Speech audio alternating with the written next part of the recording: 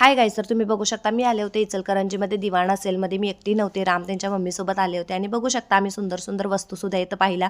त्यानंतर tiffin box वगैरे पण पाहिल्या गाईज. मला 10वीची आठवण आली आणि ते परत मोमेंट्स आठवले. मग त्यानंतर माझा चेहरा बघा गाईज, तापाने पूर्ण सुजलेला आहे.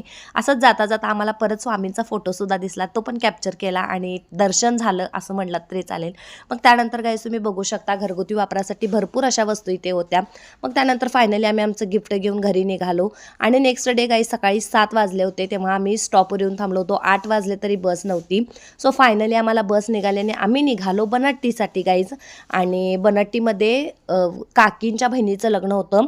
सो आम्ही तिकडे निघालो आणि जाता जाता जयसिंगपूरमध्ये सुंदर असा व्ह्यू, छत्रपती शिवाजी महाराजांचं स्मारक, खूप सुंदर व्ह्यू.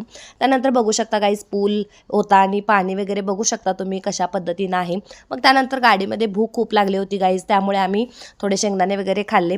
सो फायनली आम्ही बनट्टीच्या स्टँडवर येऊन थांबलो होतो गाईज आणि बघू शकता बसवाला डायरेक्ट आमच्या अंगावर बस घालत होता.